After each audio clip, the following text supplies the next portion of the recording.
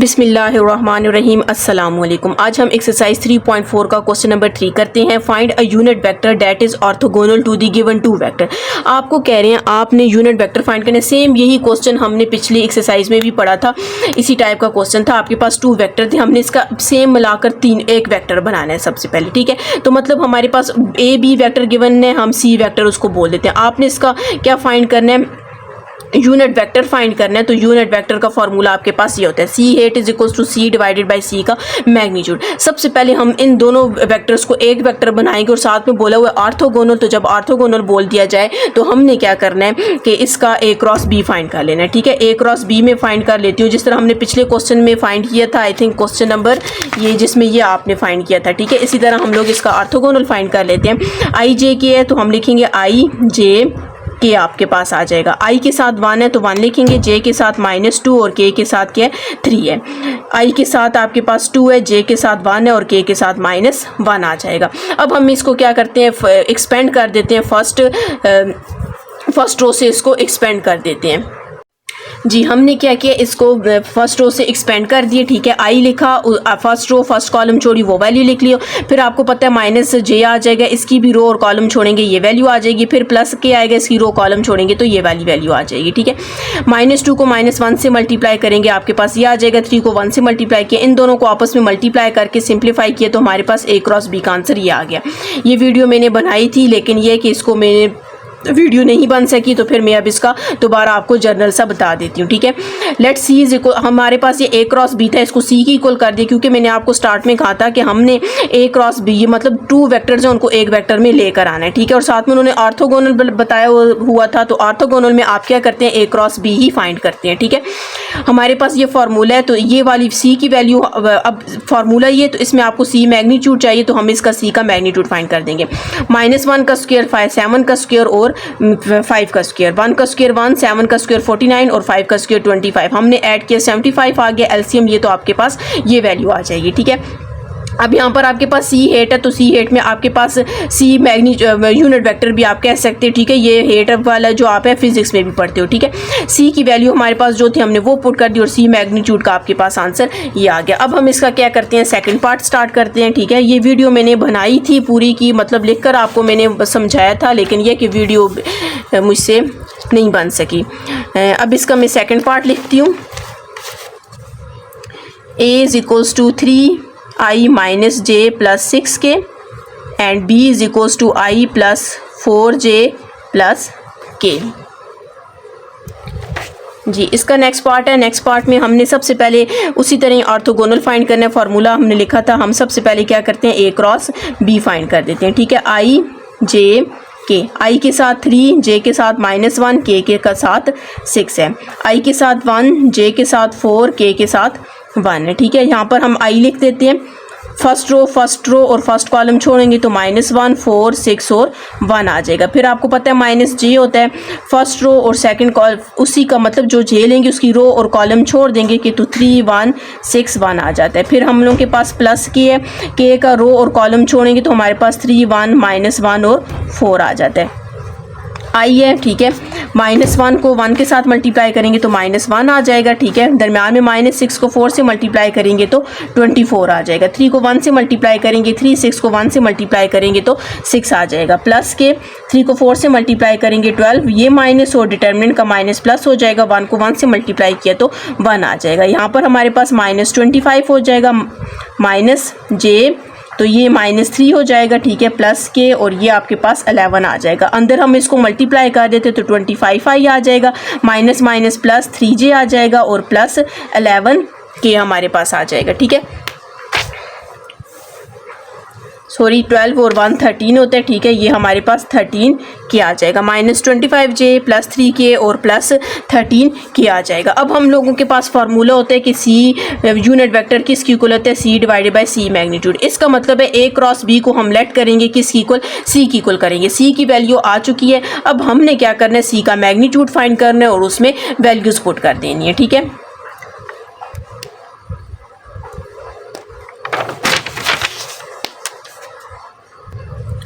जी अब मैं सी का मैग्नीट्यूड फाइंड करती हूँ, ठीक है। सी मैग्नीट्यूड इज इक्वल टू -25 का स्क्वायर हमने लिखना है, ठीक है।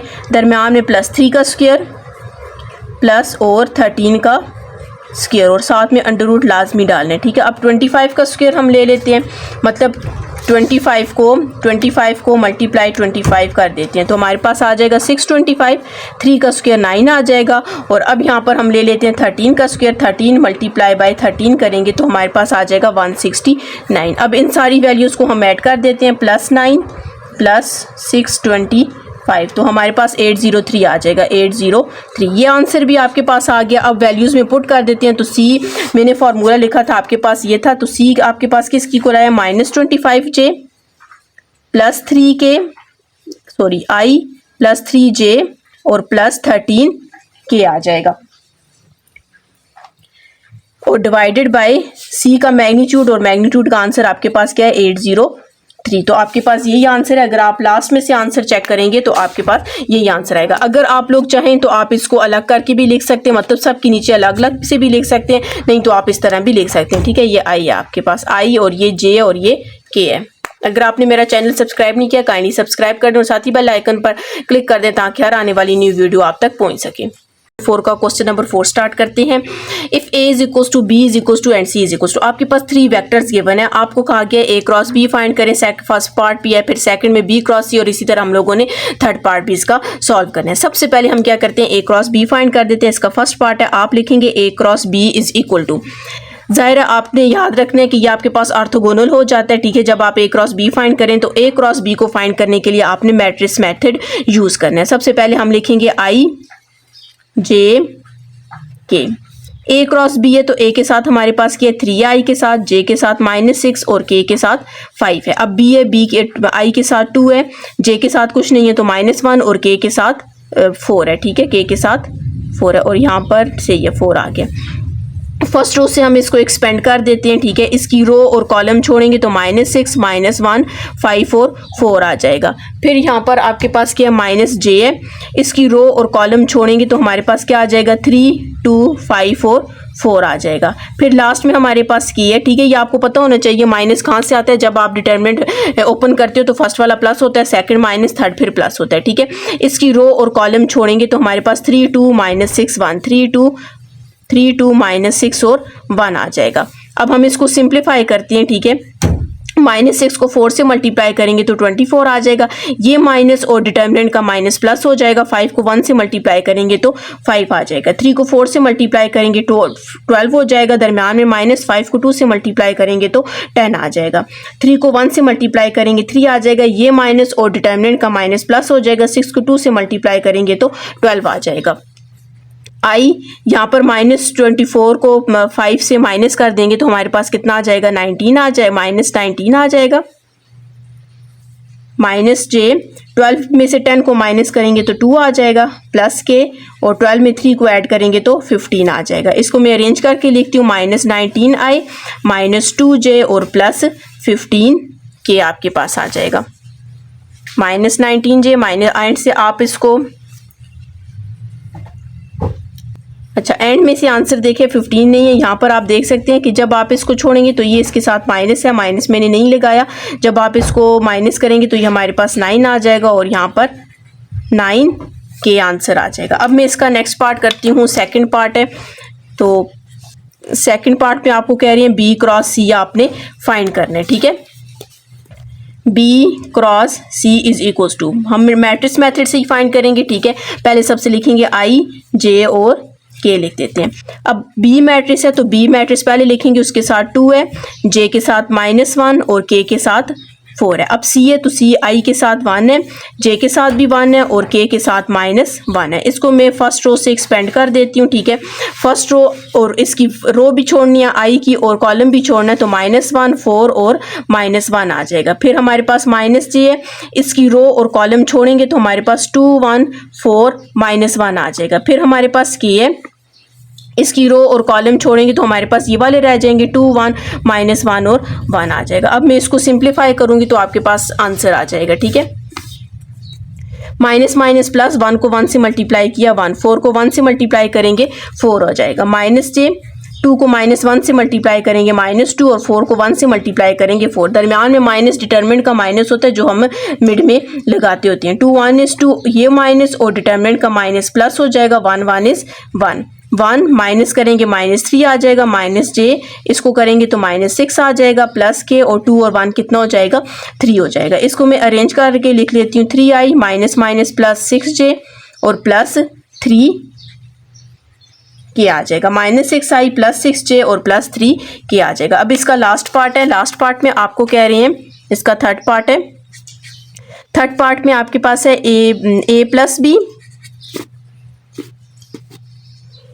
a प्लस बी और क्रॉस प्रोडक्ट है और a माइनस बी है। पहले सबसे तो a प्लस बी फाइंड करेंगे फिर a माइनस बी फाइंड करेंगे। उन दोनों का जो आंसर आएगा उसका हमने क्या लेना है क्रॉस प्रोडक्ट लेना है। ठीक है, तो यहाँ पर हम लोगों के पास सबसे पहले क्या है a प्लस बी हम फाइंड कर लेते हैं। ठीक है, a plus B is equals to a का जो वेक्टर है हम वो लिखते हैं 3i माइनस 6j प्लस 5 के दरमियान में प्लस है।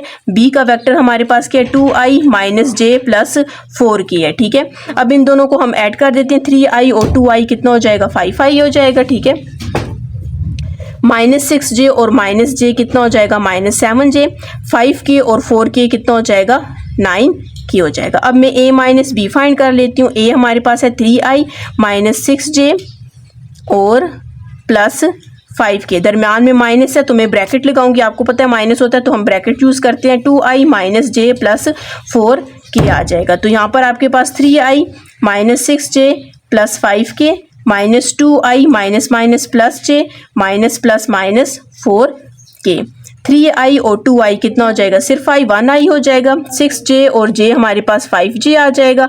5k और माइनस 4k हमारे पास कितना आ जाएगा 1k। अब आपके पास a माइनस बी का भी आंसर आ चुका है और a प्लस बी का भी आंसर आ चुका है। अब हम क्या करते हैं इसका क्रॉस प्रोडक्ट फाइंड करते हैं।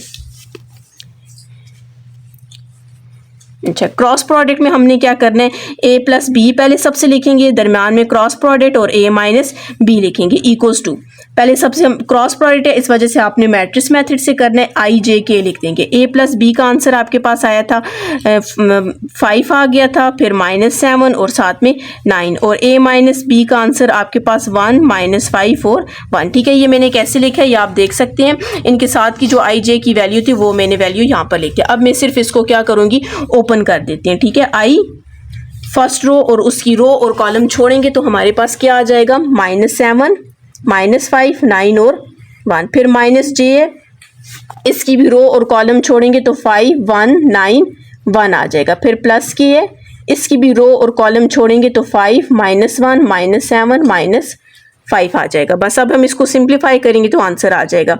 -7 को 1 से मल्टीप्लाई करेंगे -7 ये माइनस और डिटर्मिनेंट का माइनस प्लस हो जाएगा और 5 9 times 45 minus j 5 1 is 5 9 1 is 9 k 5 5 times 25 ये माइनस माइनस तो प्लस हो जाएगी। डिटर्मिनेंट का माइनस वैसे ही रखेंगे तो 7 1 is 7 हो जाएगा। इसको हम माइनस कर लेते हैं। आप लिखेंगे 45 माइनस 7 38 i और यहाँ पर आ जाएगा 38 माइनस j इसको जब आप माइनस करोगे तो क्या आ जाएगा -4 प्लस k तो इन दोनों को जब आप ऐड करेंगे अच्छा यहाँ पर 1 के साथ माइनस नहीं है तो ये प्लस हो जाएगा। ठीक है, जब आप इसको माइनस करेंगे तो हमारे पास आंसर आ जाएगा -18 आ जाएगा। सिंप्लीफाई कर लेते हैं मतलब 38i आ जाएगा माइनस माइनस प्लस 4j हो जाएगा प्लस माइनस माइनस 18 के आ जाएगा। तो ये आपके पास आंसर है 38i प्लस 4j माइनस 18 के। जी स्टूडेंट्स, अगर आपने मेरा चैनल सब्सक्राइब नहीं किया काइंडली सब्सक्राइब कर दें और साथ ही बेल आइकन पर क्लिक कर दें ताकि हर आने वाली न्यू वीडियो आप तक पहुंच सके।